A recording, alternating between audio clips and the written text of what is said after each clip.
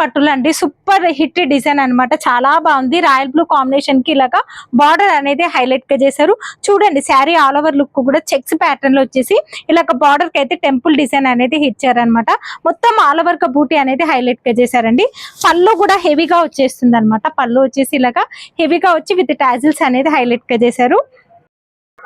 వచ్చేసి బ్లౌజ్ అనేది హైలైట్ గా ఉందండి. బ్లౌజ్ అండ్ పళ్ళు అయితే ఒకలాగా ఉంటుంది అనమాట. రెడ్ అండ్ మెరూన్ షేడ్ లో వచ్చేసి విత్ ఆల్ ఓవర్ గా బూటీ అనేది హైలైట్ గా చేశారు.